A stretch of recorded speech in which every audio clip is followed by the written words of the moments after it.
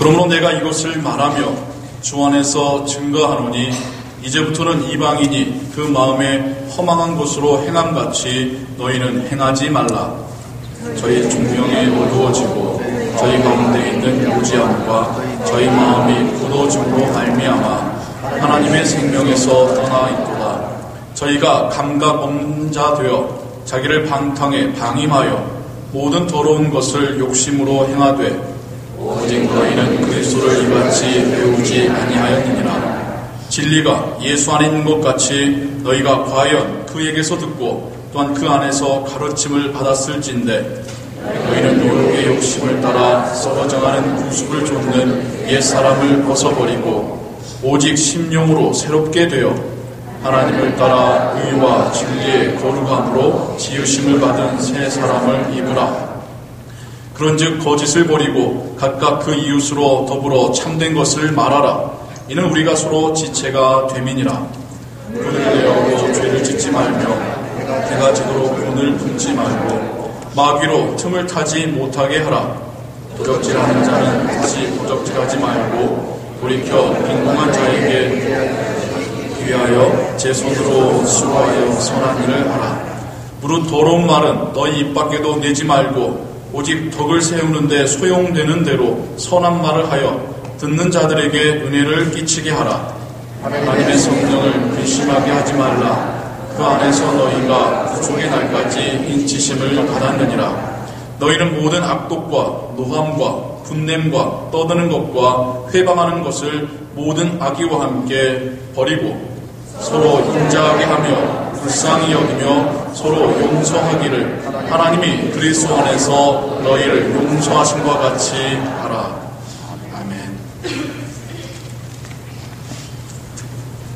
여러분, 새 옷을 입고 외출해 보신 경험이 있으시죠? 그때는 얼마나 옷에 신경이 쓰입니까? 옷에 더러운 것이 묻지 않게 하려고요. 근데 다른 사람이 실수로 커피를 엎친다든지 미국에서는 그런 일이 별로 없습니다만 지나가는 차가 수행하고 부적물을 튀긴다든지 할 때 매우 마음이 속상해집니다. 새 옷이라서 깨끗하게 유지하고 싶은데 더러워지기 때문에 속상한 것이죠.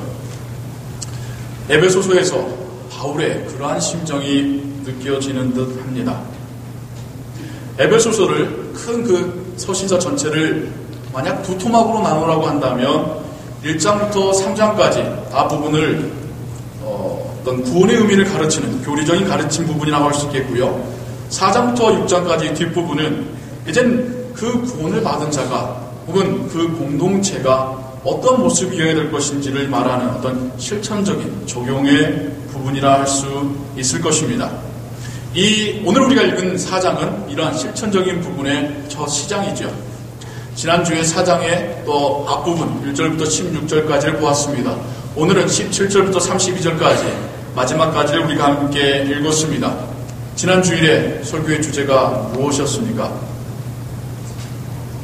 오랜만에 질문을 하니까 당황해 하시는군요. 우리가 주 안에서 하나 되고 주 안에서 성숙되어져 가고 받은 바 은사를 활용하고 지식이 깊어져 가고 사랑이 더 넓어져 가는 그런 은혜, 이미 받았지만 아직 온전해지지 못하여서 성장의 과정 가운데 있는 우리라는 것, 우리 교회라는 것을 함께 보았습니다. 바울이 하나님께로부터 받은 바 말씀이 또한 그런 말씀이었고요.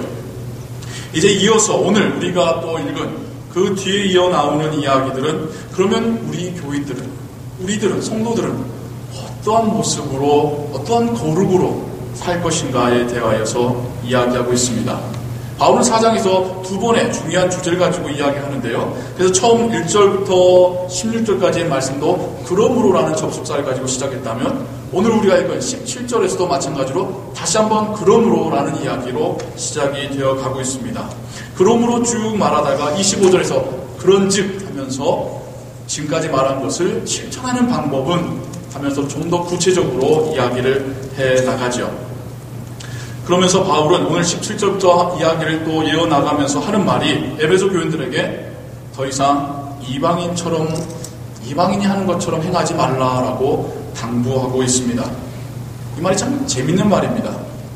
에베소 교인들, 그들의 대부분이 원래 이방인입니다. 이방인의 의미가 뭡니까? 유대인의 혈통이 아닌 자들이 다 이방인이잖아요.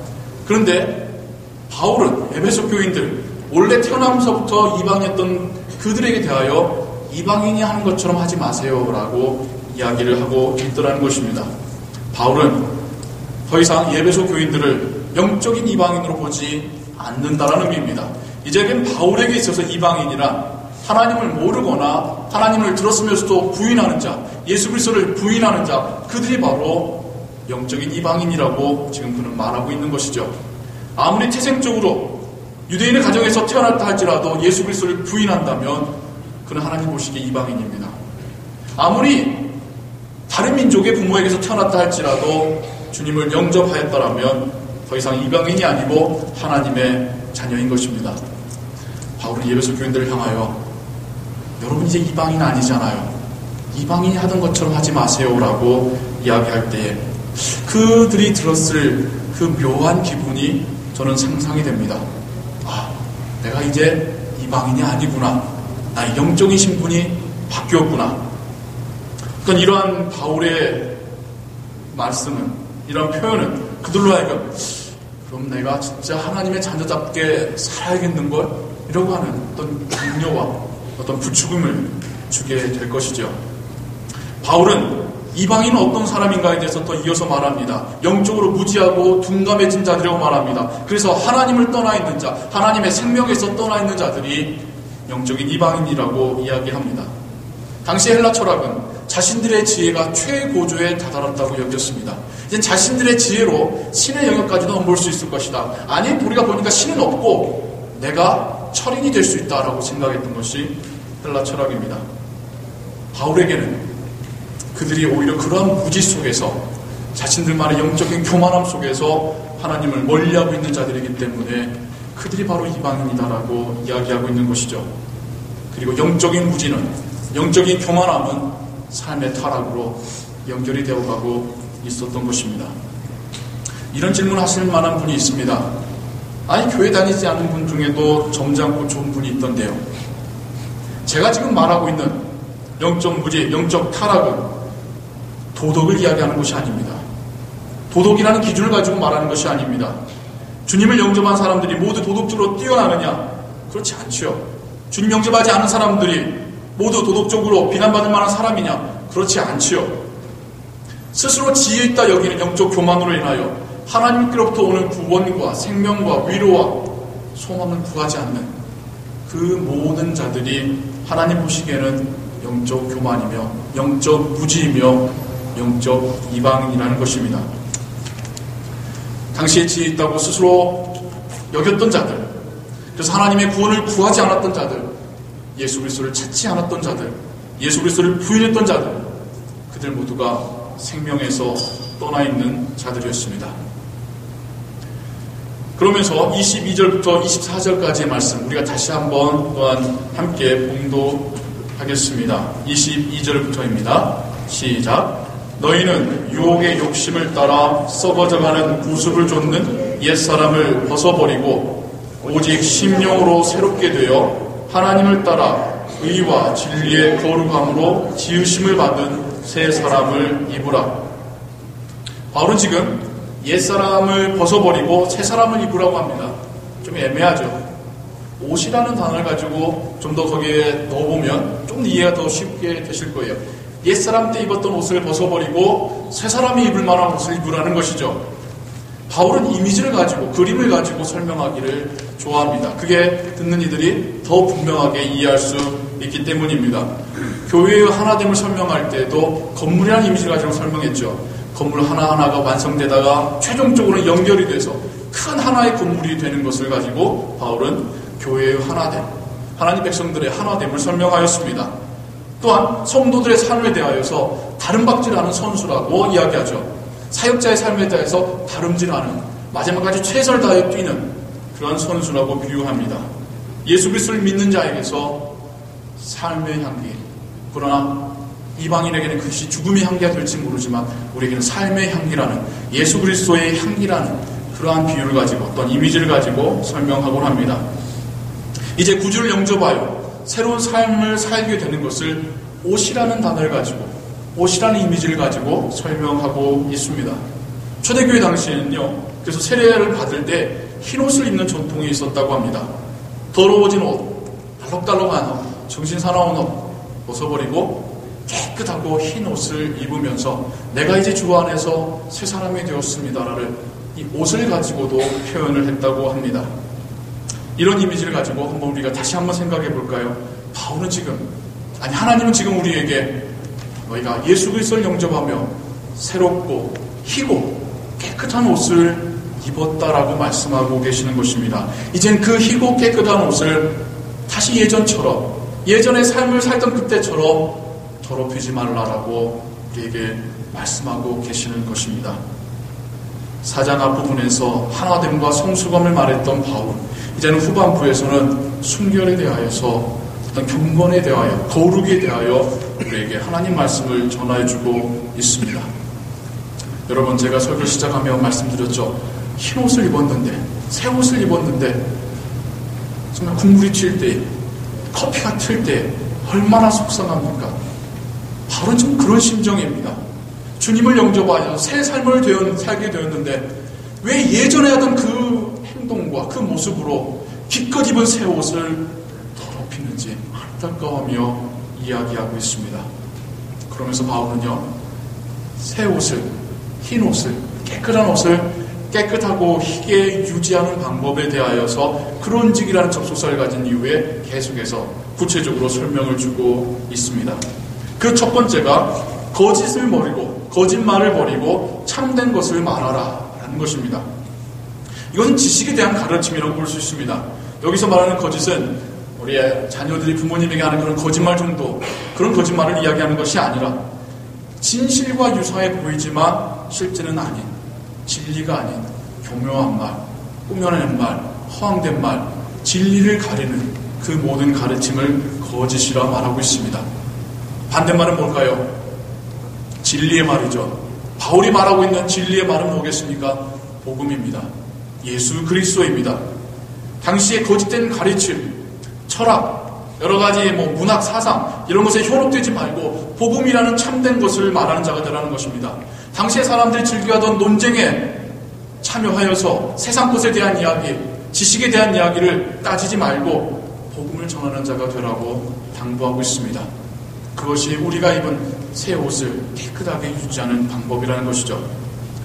두 번째로 또한 26절에 이야기합니다. 우리 같이 한번 더 읽어볼까요? 26절입니다. 시작. 분을 내어도 죄를 짓지 말며 해가 지도록 분을 품지 말고. 27절입니다. 마귀로 틈을 타지 못하게 하라.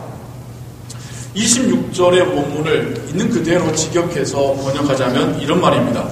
분을 내어라. Be angry. 그러나 죄를 짓지는 말라. 해가 너의 분노 위에 지지 않도록 하라. 그러니까 해가 떨어지는 모습을, 이미지를, 어떤 시간적인 이미지를 보여주면서 정말 하루가 맞춰가는데, 다음 날이 이제 시작되어 가려고 하는데, 그들에게 저녁이 하루의 시작이니까요. 다시 다음 날까지도 여전히 분을 품고 있지 말라고 합니다. 이게 죄를 짓는 데 연결되기 때문에, 더 나아가 마귀가 틈을 타 나를 쓰러뜨리는데 사용되기 때문이라는 겁니다. 그러면서 우리는 바울에게 있어서 조금 다른 생각을 발견하게 돼요. 바울이 분을 내어라라고 먼저 이야기했다는 겁니다. 바울은 여기에서 의로운 분노와 잘못된 분노를 공부를 하고 있다는 것이죠. 격한 감정 모두가 잘못된 것은 아닙니다. 이단에 대하여 분을 바라는 것, 의로운 분노입니다. 아이들이 학대받는 것에 대하여 분노하는 것, 옳은 일입니다. 거짓된 가르침이 판치고 있는 세상을 보며 한탄해하고 들고 일어나는 것, 이건 옳은 분노입니다. 그러나 아무리 옳다 할지라도 지나친다면 내가 감당할 수 없다라는 것이죠. 사단이 우리를 넘어뜨리는데 그것마저도 쓰임을 받는다는 것이죠. 우리 자신에 대하여 과대평가해서는 안 됩니다. 우리 그렇게 믿음 강한 사람들은 아닙니다. 목사가 여러분 사기 떨어뜨리는 말 하죠. 여러분, 우리는 우리를 너무 과대평가할 때가 있습니다. 내가 그거 견뎌낼 수 있어. 난 이 정도 괜찮아.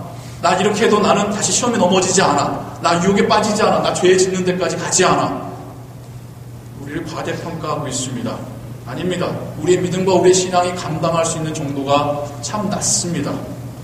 아무리 신앙이 좋고 인격이 좋은 성도라 할지라도 오랫동안 분을 품고 있으면 결코 그분에게 은혜가 될 수 없습니다. 마음의 기쁨과 평안을 모두 잃게 될 것입니다. 악한 자가 분을 품는 것과 다를 바 없게 되는 것입니다. 우리는 우리의 신앙의 약함을 알아야 됩니다. 오랫동안 격한 감정 품는 것에 우리는 주의해야 됩니다. 주님께 내어 맡기고 털어버리고 하나님을 의지해야 됩니다. 옳은 일에 대한 격한 감정도 그러할진데 나쁜 동기에서 나오는 감정이라면 말할 필요도 없겠죠. 내 안에 격한 감정 오래 품지 않는 것, 그것이 내가 주님께 새로 주신 이 옷을 깨끗하게 계속 유지하는 또 하나의 방법이라는 것입니다. 세 번째 이야기로 또 넘어갑니다. 세 번째 28절 우리 함께 읽어보겠습니다. 시작. 도적질하는 자는 다시 도적질하지 말고 돌이켜 빈궁한 자에게 구제할 것이 있기 위하여 제 손으로 수고하여 선한 일을 하라. 도적질이란 말이 먼저 나오니까 부담이 있으시죠? 그리고 반대로 도적질까지는 난 안 하니까 나하고 상관없는 말이야 라고 생각하실 수 있습니다. 이건 세 번째 말씀으로 노동에 대한 가르침입니다. 네, 성경 본문은 도적질이라는 단어를 사용했지만 실상 지금 바울이 말하고 있는 이 도적질은 수고하여 땀을 흘리지 않는 일, 나와 식을 위하여서 합당한 수고를 하지 않는, 정말 수고하지 않고 얻으려고 하는 마음이거나 다른 사람의 수고를 내가 빼앗아 오는 그 모든 것을 가리켜 도적질이라고 이야기하고 있는 것입니다. 당시 그리스와 로마 사람들은 노동은 천한 자들이 하는 거라고 여겼습니다. 전쟁에서 잡혀온 노예들이나 가난하고 못 배운 사람들이나 아니면 재산이 없어서 팔려간 사람들이 하는 것이라고 여겼습니다. 뿐만 아니라 예수 그리스도께서 곧 재림하실 거라고 배운 자들은 더욱더 노동에 대하여서 불필요하게끔 여기게 된 것이죠. 바울이 데살로니가 교회를 향하여 쓴 편지에도 이와 관련된 부분이 있습니다. 바울 본인도 필요할 때는 노동을 한다는 겁니다. 노동은 하나님께서 우리에게 주신 우리 인간에 있어서의 어떤 삶의 경건하고 올바른 자세입니다. 수고하며 땀을 흘리는 것, 그건 경건한 종의 모습입니다. 그래서 심지어 바울은 누구든지 일하기 싫어하거든 먹지도 말게 하라.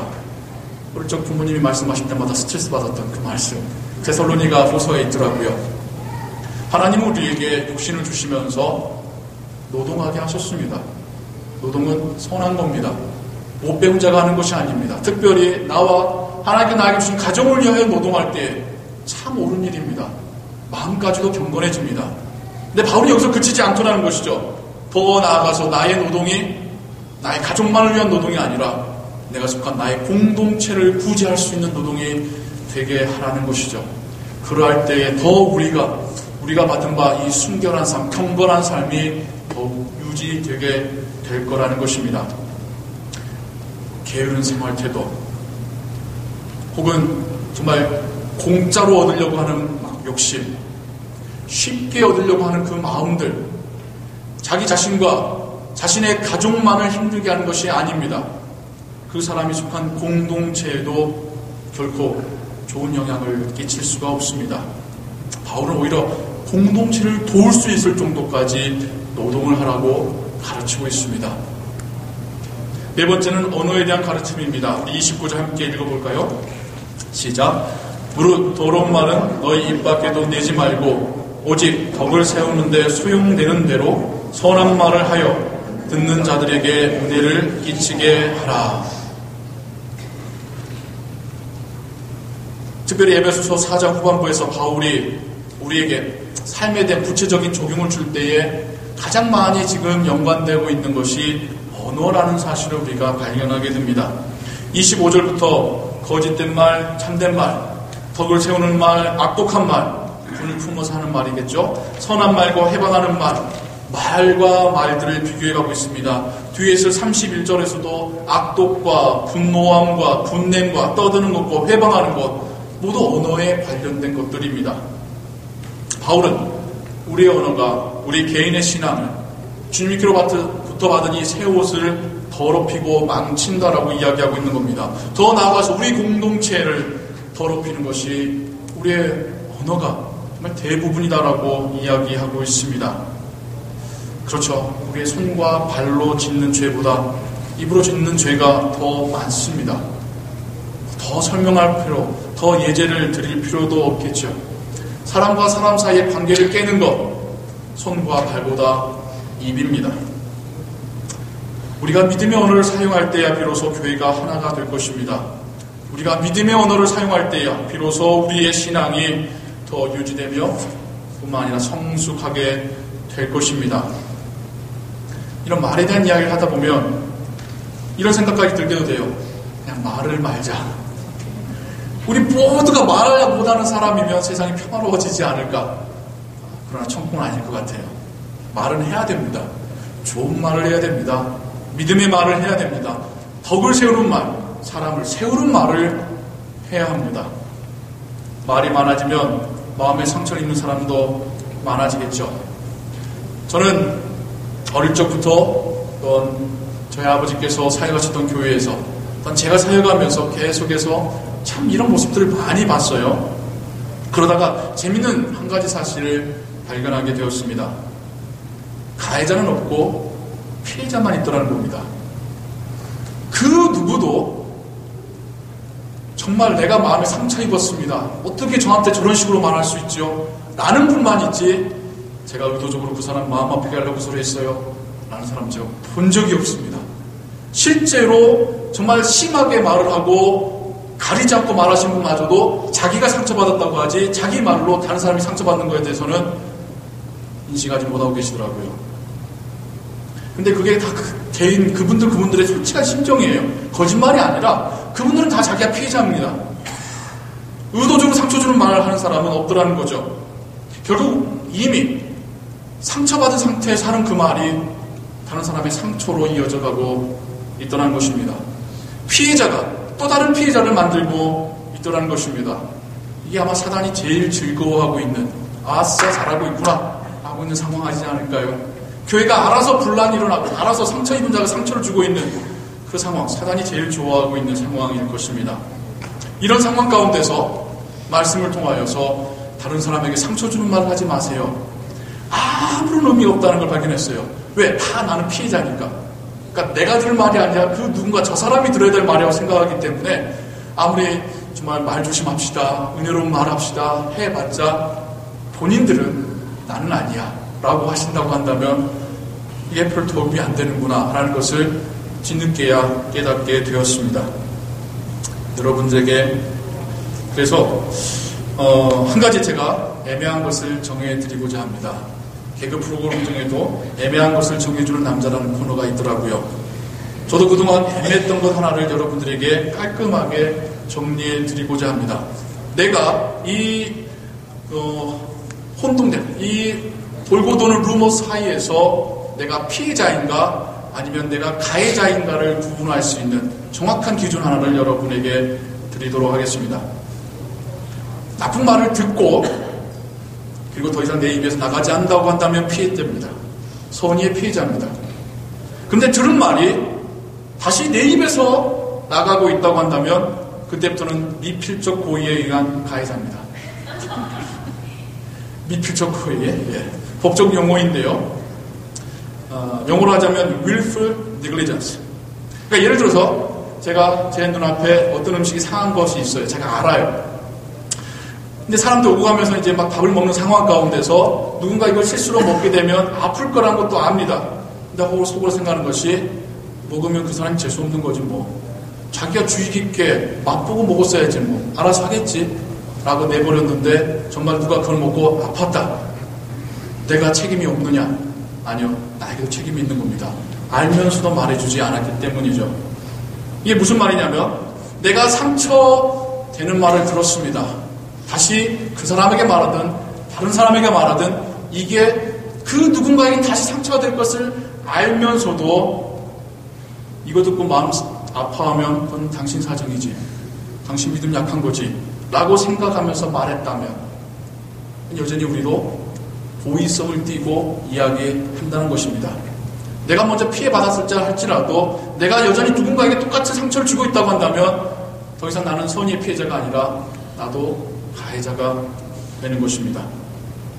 물론 조금 웃어보자고 개그 프로그램이나 법률 용어까지 써가면서 말씀을 드렸습니다. 여러분, 들었어도 말하지 마십시오. 내 안에서 그냥 묵히시고 버려내십시오. 그게 내가 경건의 옷을 깨끗하게 유지하는 모습입니다. 같이 해대고 있으면 내가 나의 경건을, 우리 공동체 하나됨을 내가 망치는 또한 그 주범이 되고 있다는 사실을 여러분 잊지 마시기 바랍니다. 다시 원래의 주제를 상기하시기 바랍니다. 바울은, 하나님은 우리에게 하나님의 자녀답게 살라라고 말씀하고 계십니다. 주님 영접하면서 받았던 그 희고 깨끗한 옷을 깨끗하게 유지하라고 당부하고 계십니다. 거짓된 가르침이 차고 넘치는 세상입니다. 우리는 이 세상에서 더욱 하나님을 아는 지식을 얻기를 힘쓰고 애써야 할 것입니다. 아무리 옳은 이유라고 할지라도 격한 감정은 우리의 마음을, 우리의 신앙을 상하게 할 것입니다. 우리는 노하기를 더디하고 용서하기를 빨리 하는 자가 되어야 합니다. 쉽게 얻는 일, 남의 수고를 빼앗는 일, 우리 자신뿐만 아니라 우리의 공동체를 깨뜨리는 것입니다. 오히려 우리가 남을 돕는 자가 되기를 힘써야 할 것입니다. 무엇보다도 가장 우리를 더럽히는 것은 우리의 말입니다.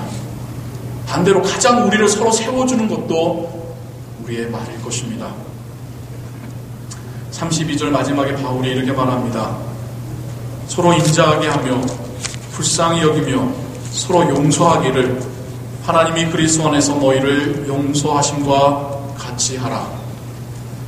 예수님의 비유하고 똑같은 말씀이에요. 우리가 1만 달란트를 용서받고 탕감받은 자들입니다. 500데나리온의 참지보다는 그런 여전히 부족한 자들입니다. 주님은, 또한 바울은 우리에게 이야기합니다. 주님께 용서받고 사랑받았으면 이제 용서하는 자가 되어라. 그것이 우리의 순결을, 우리의 경건을 계속 깨끗하게 유지하며 더욱 성장시키는 그런 모습일 줄로 믿습니다. 여러분, 한 분 한 분, 우리 모두가 그렇듯 하나 되어가고 성숙되어져가고 계속 경건을 유지할 수 있게 되기를 예수 그리스도의 이름으로 축원합니다. 기도하겠습니다. 사랑과 은혜의 하나님 아버지, 우리가 예수님으로 인하여 새 옷을 입었다는 사실을 오늘 배웠습니다. 우리는 새 사람입니다. 우리의 영적인 신분도 바뀌었습니다. 우리는 이제는 하나님의 자녀입니다. 우리의 공동체, 하나님의 백성의 모임입니다. 하나님께 주신 이 은혜를, 새로운 시작을 하나님, 우리가 다시 망치지 않게 하여 주시옵소서. 우리의 허망한 지식이, 우리의 게으름이, 우리의 분노가, 우리의 덕을 세우지 않는 못하는 그런 말들이 우리의 경건을 해치지 않게 하시옵소서. 우리의 공동체를 깨뜨리지 않게 하여 주시옵소서. 우리를 하여금 더욱 경건하기를 힘쓰는 자, 경건을 연습하는 자, 주님의 모습을 닮은 자 되어 가게 하여 주시옵소서. 우리 삶 가운데 이 말씀이 녹아들기 원합니다. 우리가 지혜게 되기 원합니다. 서로 우리가 실수하려 할지라도 우리를 붙잡으시고 돌려 세우시는 은혜의 말씀 되기를 원하옵나이다. 우리 삶 가운데 역사하여 주시옵소서. 예수 그리스도의 이름으로 기도하옵나이다.